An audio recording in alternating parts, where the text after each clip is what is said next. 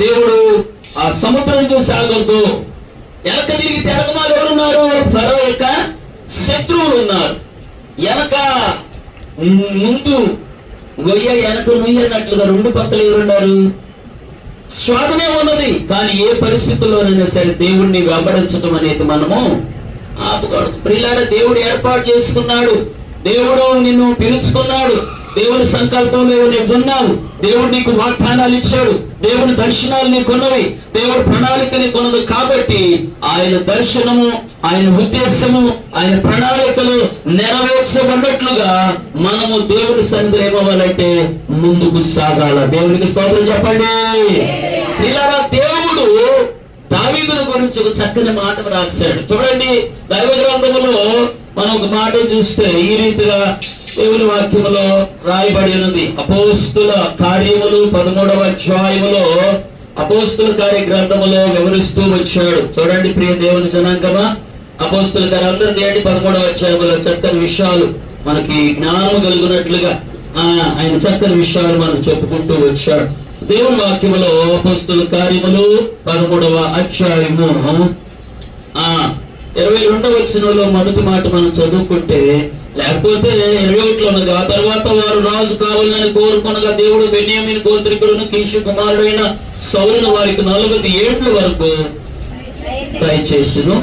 తరువాత అతన్ని తొలగించి దావీదును వారికి రాజుగా ఏర్పరచు. మరియు ఆయన, నేను యెషయి కుమారుడైన దావీదును కనుగొంటిని, అతడు నా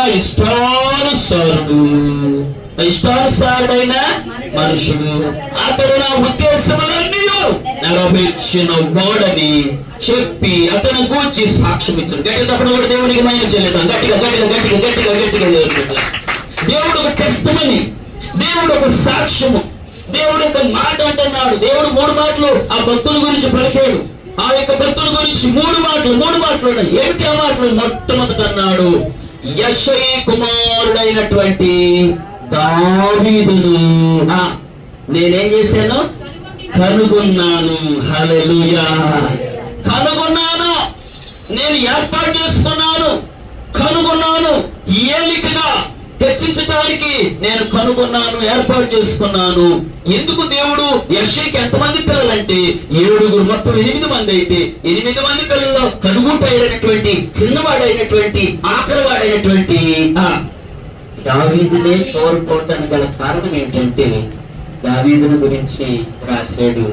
దావీదు అతడు నా ఇష్టానుసారుడైనటువంటి.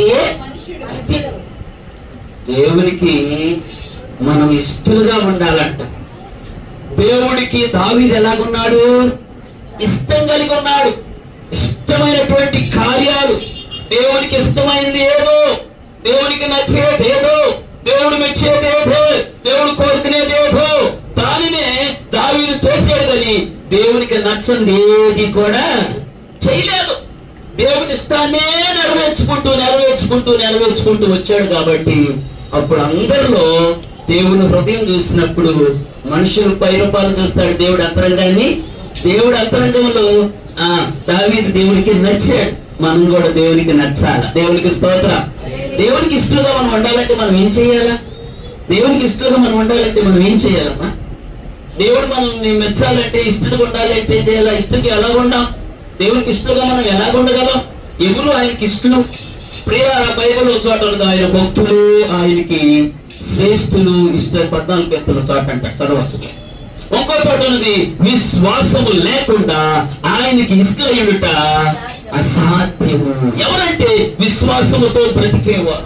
ఉన్నా లేకపోయినా, కష్టమైన నష్టమైన, వ్యాధైన బాధైన, దుఃఖమైన, నిందలైన, అవమానాలైన వాటిని ఛేదించుకుంటూ, వాటిలో దేవుని చిత్తము జరిగించుకుంటూ, సహించుకుంటూ ముందుకు వెళ్ళినప్పుడు దేవుని బిడ్డలారా, ఆయన ప్రణాళిక ఆ యొక్క శ్రమలలోని, కష్టములోనే జరిగిస్తారు. నిజంగా కష్టం వచ్చిందని, నష్టం వచ్చిందని ఈ శ్రమలు, కష్టాలు, బాధలు వద్దనుకుంటాం. కానీ శ్రమ ద్వారా దేవుని యొక్క మహిమ మన మీద నిలిచిందిందట.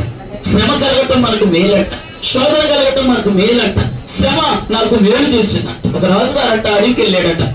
అడవికి వెళ్ళి రాజుగారు అడవంతా కూడా విహారయాత్ర చేస్తుంటే ఒక పచ్చని చిలుక ఆ చాలా చక్కగా ఉండే చిలక చూస్తే చాలా మనందరం నచ్చుతా ఏమండి, చాలా నచ్చింది. నచ్చి ఏం చేస్తున్నారు, కొంతమంది ఇలాంటి పెట్టులో పెట్టుకుని బాక్సుల్లో పెట్టుకుని చిలక చూస్తూ చెబుతామని అలా చెప్పుకుంటా ఆ పెట్టులో పెట్టి, పెట్టులో ఏదో కార్డ్స్ ఉంటాయి, ఆ కార్డ్స్ పెట్టుకొచ్చి వస్తారు. రా రా అని చెబుతారు. ఆ జాతకం వాడికి తెలియదు, కానీ ఈ జాతకం చెబుతాను అంటున్నాడు. జాతకం ఉంటే రోడ్ల మీద ఎందుకు తిరుగుతాడు, బీసెంట్ రోడ్లు ఎందుకుంటాడు, గంగోత్రి హోటల్కి ఎందుకుంటాడు, మహేష్ బాబు బస్ స్టాండ్ లో గంగోత్రి దగ్గర ఎందుకుంటాడు. జోష్యం చెబుతాను నీ జీవితం మారిపోయింది అంటాడు. ఆడికేది లేదు. తనకి ఏం చేస్తాను, చిలకలు పెట్టుకుని ఆ తీయగానే చిలక మొత్తానికి వచ్చి ముక్కు తగిలించుకుని తీసి ఇలా అలవైపోయింది. ఏమైపోయింది, లాటరీ లాగా. దేవుడి చిత్తం ఒకటి రోజు దేవుడు హెచ్చించాలా, దేవుడు దీవించాలా, దేవుడు ఆశీర్వదించాలి, కానీ దేవుడిలోనే లేదు ఆశీర్వాదం. అమ్మ దేవుడు చెప్పండి, దేవుడు దీవించాలి కానీ దేవుడు హెచ్చించాలి, కానీ నువ్వు ఎక్కడుండా ఏడుండా కానీ లాక్కొచ్చి ముందు పెడతాడు. దేవునికి స్తోత్ర. దేవుడి దీవించాలి కానీ దాంట్లో ఏదో చేస్తే రానే రాదు. టెంకాయ తీసుకొచ్చి పూర్తి పోయిందట, మొత్తం పోయింది. ఎడపోయింది, చుట్టుకునేది. ఇంకా టెంకాయలు ఉందా, దేవుని ఆశీర్వాదం రావాలి. దేవునికి స్తోత్ర. చిలక మనం చూస్తాం. అయితే చిలక జోష్యం చెబుతూ ఉంటారు. చిలక ఒకటి బాగా ఆ చెట్టు మీద ఈ చెట్టుకి, ఈ చెట్టు మీద ఆ చెట్టుకి ఎంత ఉంటే రాజుగారు చూసి ఎవరక్కడ అంటే పెద్ద మహాముడు, ఆ చిలక నాకు కావాలి కొట్టుకోండి అన్నాడు. ఆ చిలక వెళ్తుంది ఇద్దరు జామ పొడ్లు ఆ పొడ్లు ఈ పొడ్లు కోసుకుంటూ మొత్తానికి రాజుగారు చెప్పాడు కాబట్టి ఏం చేశారు, చిలకను తీసుకొచ్చి రాజుగారు ఇంట్లో పంజరంలో పెట్టాడు. రాజుగారి ఇంట్లో ఉంది కాబట్టి చూడమ్మా కొట్టినట్టు కాకుండా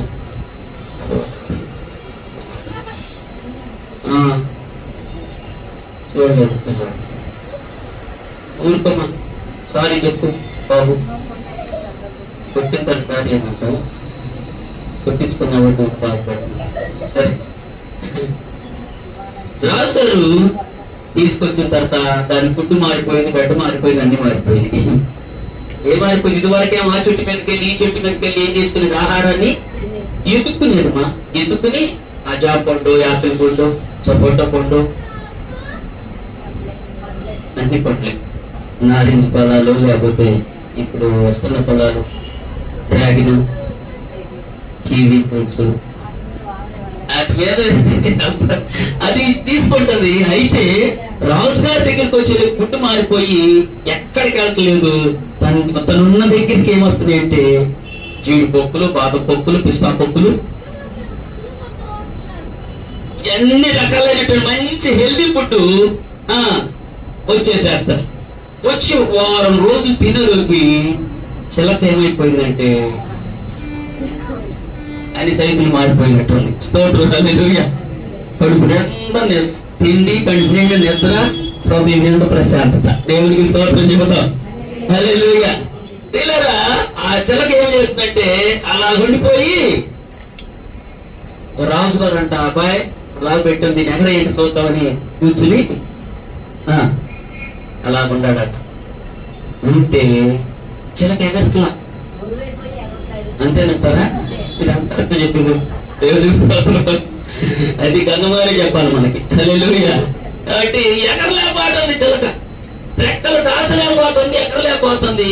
రకరకాలుగా ప్రయత్నం చేశారు. బాయ్ ఎక్కడ, ఎవరక్కడ, పొట్లు కాళ్ళు ఈళ్ళు వచ్చి ఎగరేద్దంటే చిలక ఏమట్లా ఎగరలేక ఏంటి పరిస్థితి. రాజుగారు ప్రార్థన చేసి, మీలో ఎవరైనా ఈ చిలకని ఎగిరేలాగా చేస్తే వారికి బహుమానం ప్రకటించాడు. అందరు ఆలోచన చేశారు, రకరకాలుగా ప్రయత్నం చేస్తున్నారు, కానీ ఊరల్లా ఎగట్లేదు. పైకి ఎక్కడితే దీంట్లో అసలు రాట్లా. ఇంతలో ఒక రైతు వచ్చి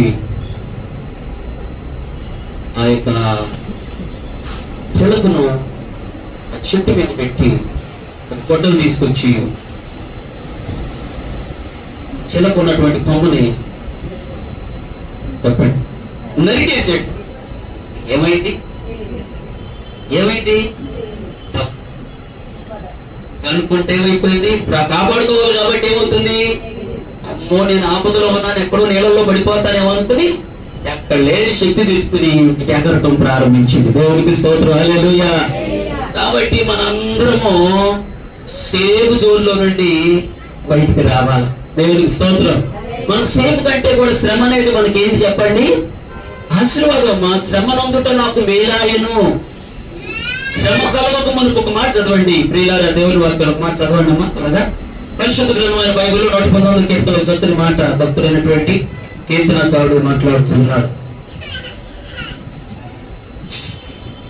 119 కీర్తన చక్కని విషయం మన దృష్టికి తీసుకొచ్చాడు. 119 కీర్తన చదవండి.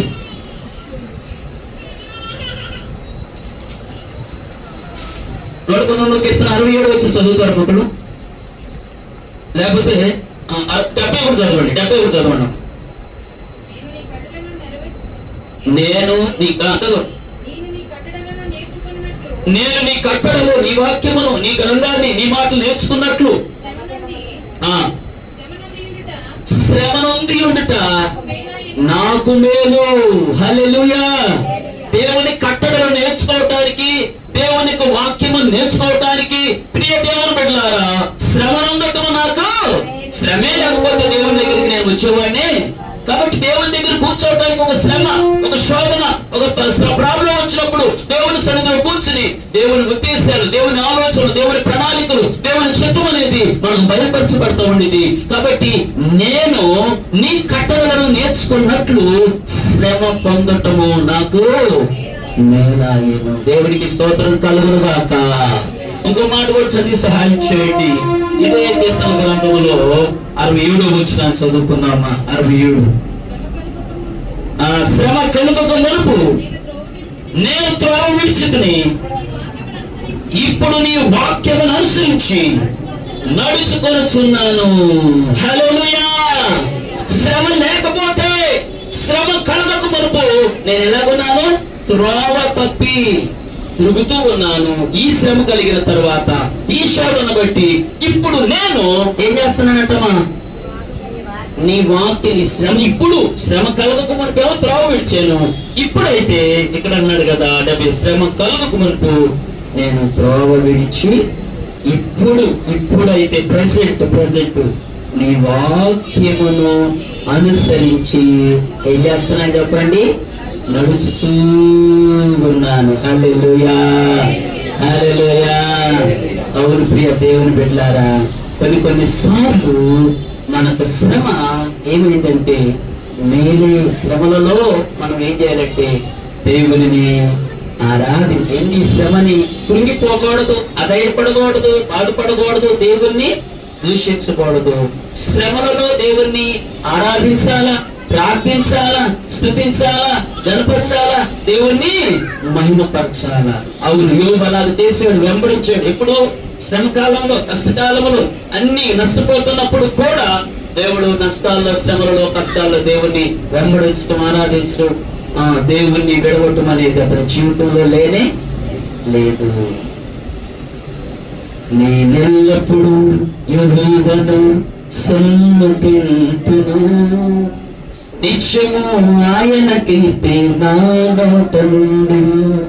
నేనెల్లప్పుడు యెహోవాను సన్నుతింతును, నిత్యము ఆయన కీర్తి నా నోటనుండు.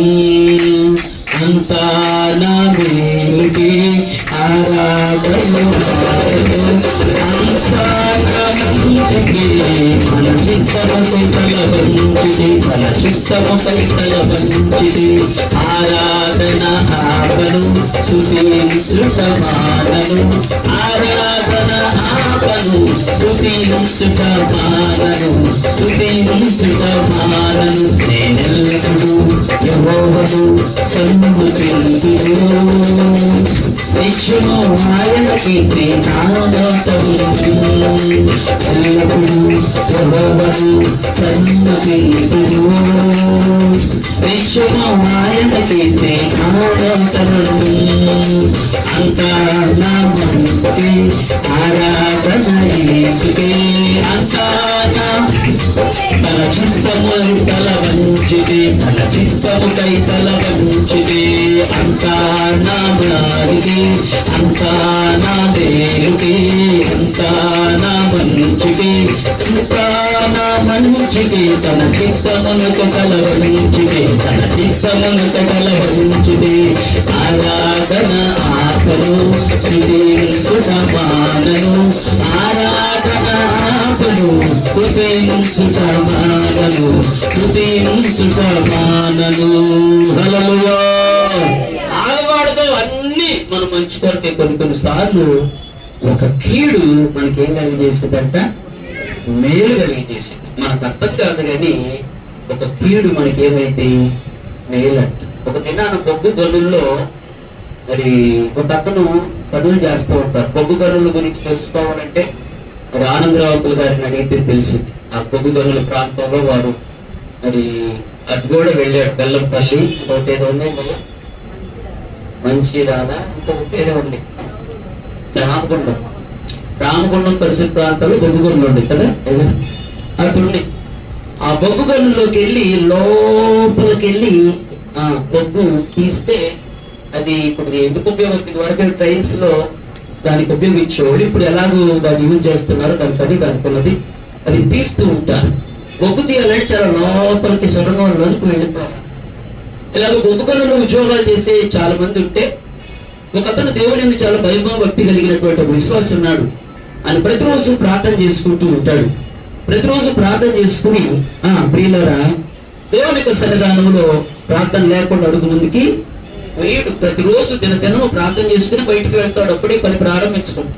ఒకరోజు అలాగే ప్రార్థన చేసుకుని వెళ్ళాడు. మధ్యాహ్నం వరకు పని చేసుకున్నాడు. మరి ఆయన చేతులు కడుక్కుందామని అందరూ భోజనానికి కూర్చున్నాడు. ఈయన కూడా కొంచెం పని లేట్ అయ్యి భోజనం చేద్దామని ఏం చేశాడు, భోజనానికి లేచి ఆ క్యారేజీ అక్కడ పెట్టి చేతులు కడుక్కుందామని వెళ్ళలేదు. అక్కడ కొంచెం ఎవరు కనపడితే లేట్ అయిందో ఏదో చేతులు కడుక్కుని వచ్చేలోకి తన క్యారేజీ లేదు. తన క్యారేజీ అందరూ భోజనాలు చేసుకుని ఒక 10 minutes 15 ఎంత టైం ఉన్న టైంలో అందరూ ఎటువంటి వెళ్ళిపోయాడు. ఈ క్యారేజీ కనపడలేదు.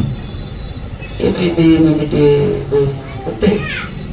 కొత్తలో క్యారేజీ లాక్కెళ్ళి కొంత దూరంలో ఉండి ఓపెన్ చేయలేదు కానీ ఆ కుక్క లాక్కెళ్ళి ఆడ వండే అంట. వీళ్ళందరూ లోపలికి వెళ్ళి డ్యూటీ మనలేదు 6 సైడ్ మీద మోగితే వాళ్ళు వెళ్ళిపోయారు అనుకుంటా. ఈ గంగా వచ్చి దాన్ని చూస్తే ఓపెన్ చేస్తే కుక్కలేమి వెళ్ళలేదు. కానీ మరి అది ఓపెన్ చేసుకుని చూసిన మరలా ఆయన గంగా భోజనం చేస్తున్న సమయంలో బొగ్గు గనులు కూలిపోయి అందులో ఉన్నటువంటి కొంతమంది కార్మికులందరూ కూడా చనిపోయారు. కానీ దేవుని బిడ్డ, దేవుని నమ్ముకున్న బిడ్డ క్యారేజీ కుక్క తీసుకెళ్ళటం ఏందా? కుక్క తీసుకెళ్ళి మనం ఏం చేస్తాం చెప్పండి? కుక్క ఎదురుతే పిల్లి ఎదురుతే ఏదో మొత్తానికి కుక్క తీసుకెళ్ళటం దానికి ఏమైంది, కొంచెం ఆలస్యం అవటమా? నిజంగా ఆయన పిల్లలకు కొన్ని శ్రమలు, కొంచెం డిస్టర్బెన్స్, కొన్ని ఆటంకాలు దేవుడు మనం వేడుకోవాలంటే శ్రమలు కొంచెం చేస్తారు. పిల్లరా ఆ పరిస్థితుల్లో చనిపోయింది. నిజంగా తర్వాత చూస్తే అందరూ చెప్పారు వాడు ఎంత గొప్ప. అందుకని ఆయన పిల్లలకి ఇచ్చే కాపుదలు అన్నాడు, నీ పక్క 1000 మంది కూలిను, కుడి ప్రక్కన ప్రతి 1000 మంది కూలినను అపాయము నీ యొద్దకు, ఎందుకంటే నీవు ఆయన ఏర్పాటు చేసుకున్న బిడ్డవి. దేవునికి స్తోత్ర. నువ్వు ఆయన కోరుకున్న బిడ్డవి, ఆయనకి ఇష్టమైన బిడ్డవి. కాబట్టి ప్రియులరా ఆయన రానియడో ఏది కూడా నీ దగ్గరికి నిన్ను జీవముతో బ్రతికిస్తాడు, శక్తినిస్తాడు, కీడులు అపాయాల నుండి ఎందుకు తప్పిస్తాడంటే ఆయన పట్ల నీ చిత్తము ఆయన చిత్తమంతా కూడా మన జీవితంలో నెరవేర్చుకోవాలి. ఆయన చిత్తం ఏమిటో మనం నెరవేర్చడానికి ఇష్టపడాలా? ఇష్టంగా బ్రతకాలంటే మనం ఏం చేయాలంటే విశ్వాసం కలిగి ఉండాలని బైబిల్ చెబుతుంది. దావీదు ఎలాగొన్నాడంటే ఏర్పాట్లో ఆయన దేవునికి ఇష్టడుగా ఉన్నాడు. బైబిల్ చూడండి, ఆ మాట మనం జ్ఞాపకం చేసుకుంటే ప్రియులారా ఆ దావీదుని గురించి పలికిన మాట గుర్తు తెచ్చుకుంటున్నాం. మనం ఇప్పుడు ఆయన గురించి మంచి సాక్ష్యము ఏమంటాడంటే, చదివి సహాయం చేయండి. 13 కదా. 22లో ఉన్నది, అతను తొలగించి రాజుగా ఏర్పరచుకున్న.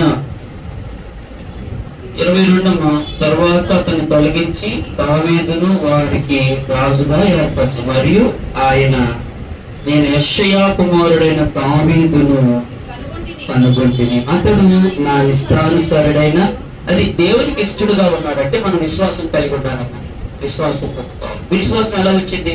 వీటి వలన మనకు విశ్వాసము వచ్చింది. వినాలి, విశ్వాసంతో ఉండాలి.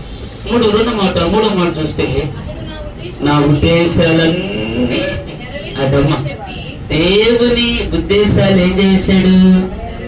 నెరవేర్చాడు. చాలా ఉద్దేశాలు నెరవేర్చాడు. మనం కూడా దేవుని ఉద్దేశాలు ఏంటి, దేవుని ప్రణాళికలు ఏంటి, ఆయన ఉద్దేశాలను మనం కూడా ఏం చేయాలి? మన తరంలో నెరవేరాలి. ఇంకో మాట కూడా ఆయన గురించి ఉన్నది. ఇదే 13:35లో ఉన్నది. అయితే 36లో చదివితే బాగా అర్థమైంది. ఏమంటే దావీదు దేవుని సంకల్పం చొప్పున తన తరం వారికి సేవ చేసి నిద్రించి, చాలమ్మా చాలు.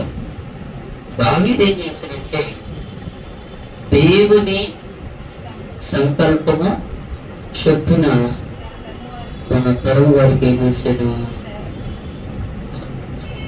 మన తరములో కూడా మనం దేవునికి సేవ చేయాలి. హల్లెలూయా. మనం కలిగింది ఏదో, మనకి ఇచ్చిన తలాంట్ ఏదో, మన టాలెంట్ ఏదో, మన తరములో మనం సేవ చేయాలి. మన తరములో, మన జనరేషన్స్ లో దేవుని ఉద్దేశము మనం ఏం చేయాలంటే నెరవేర్చాలి. ఏదో తరము కాదు, మన తరములో మనం ఏంటి, మనం ఉద్దేశం చేస్తున్నాం. అలాంటి సాక్ష్యం మన జీవితంలో 3 మాటలు దావీదుని గురించి ఉన్నవి. నెంబర్ 1, దావీదు దేవుని చేత ఏర్పరచబడ్డాడు. హల్లెలూయా.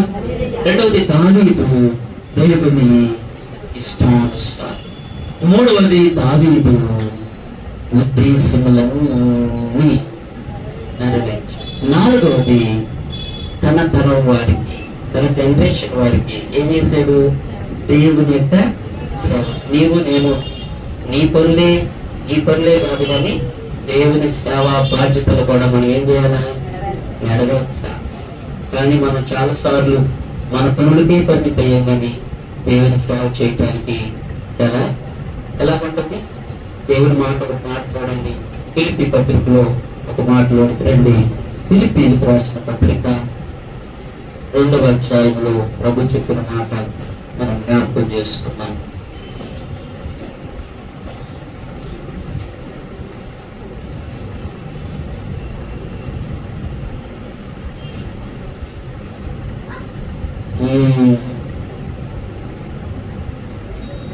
ఫిలిప్పీ పత్రిక 2, అందరికి ఏంటి అసలు అండర్లైన్ చేసుకోవాలి. మనందరం నోట్స్ ఉంటే, పెన్నులు ఉంటే, ఈ లేఖను మీరు అండర్లైన్ చేసుకోవాలి. దేవుని ఆత్మ, దేవుడు మాట్లాడు. అందరూ బైబిల్ వరకు ఫిలిప్పీ పత్రిక 2వ అధ్యాయం 21 వచ్చిన అందరు కలిసి చదువుతాం. 21 చదువుతారా? అందరు గట్టిగా చదవండి. మీరు చదవండి ఒకసారి, తర్వాత అందరు అడిగి చదువు. అందరూ చదవండి. తమ సొంత కార్యములే చూసుకుంటున్నారు కానీ యేసు క్రీస్తు కార్యాలు. ఇప్పుడు అందరు కలిసి చదవండి. అందరు కలిసి రెడీ 1 2 3 స్టార్ట్. గట్టిగా చదవండి అమ్మా. అందరూ తమ సొంత కార్యములని చూచుకొనుచున్నారు గాని యేసు క్రీస్తు కార్యములు చూసారట. మన సొంత కార్యాలకే పరిమితి కాకూడదు. మన జనరేషన్ లో మనం దేవుని కొరకు నీకు ఇచ్చిన తలాంతులు నువ్వు దేవుని సేవ చేయాలి. దేవునికి స్తోత్రం చెప్పండి. ఈరోజు దేవుని సేవ చాలా మనం యేసుక్రీస్తు కార్యాలు చూడలేము. ఎందుకంటే బిజీ అయిపోయినా, ఎంత బిజీ అయినా కానీ దేవునికి ఒక పాటు ఇవాళ లేదా ఏమా ఇవాళ దేవుని పని చేయాలి. సైదులు గారు రాంగానే ఒక మాట అన్నాడు, వందనాలు అన్నాడు. సైదులు గారు వందనాలు అయ్యా. మహాలక్ష్మి గారి దగ్గరికి వెళ్ళేది నేను, ఆమె కనపడింది, మహాలక్ష్మి గారు వందనాలు చెప్పింది అన్నాడు. ఏమో ఏంటి ప్రార్థనకు రావట్లేదు అని అడిగాడు. ఏమొచ్చింది నేను ప్రార్థనకు అన్నట్టు,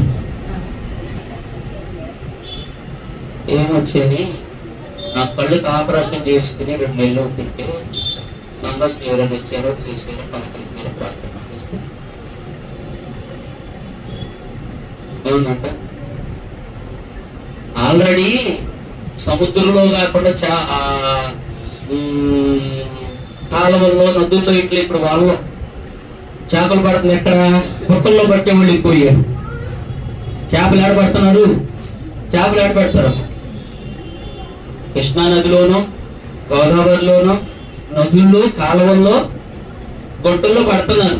ఇప్పుడు వలలో లేకపోతే గేలాలు ఏడేస్తున్నారు, బుట్టలు వేస్తున్నారు. బొట్టు ఎవరో కొట్టుకుని బొట్టుకు పెట్టుకుంటే ఆడేసినాడు ఏడేస్తున్నారు. ఈ కష్టపడ్డవాడు ఏం చేస్తున్నారు, లాక్కుని ఎంత బుట్ట అనగా సంఘం, దేవుని స్తోత్రం. వల అనగా లేకపోతే సముద్రం ఇవ్వండి లోకంలో వలలు వేయమన్నాడు యేసుప్రభు మత్తయి 13 పిల్లరా. ఈ రోజు ఎక్కువైపోయింది. ఈ రోజు పక్కన ఒక చర్చి పెట్టారు, మా దగ్గరికి రా అనేవాళ్ళు ఎక్కువయ్యారు.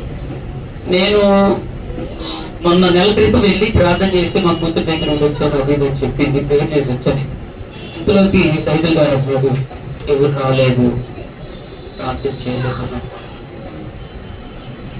మరి సహోదరి మరి వెళ్ళొచ్చారమ్మా, ఇప్పుడు వెళ్ళాను. మరి ఒక 2 సార్లు జరిగింది, 2 కళ్ళు తీసుకురాను. ఒకసారి నేను 2 సార్లు వెళ్ళాను. అందులో మనకు నేను చెబుతున్నా, ఇలాంటి మనస్తత్వం పక్కనే వాళ్ళు ప్రేరేపించేలాగా లాగేవాళ్ళు ఉంటారు. మనసు లేకపోయినా కొంతమంది ఏం చేస్తున్నారు.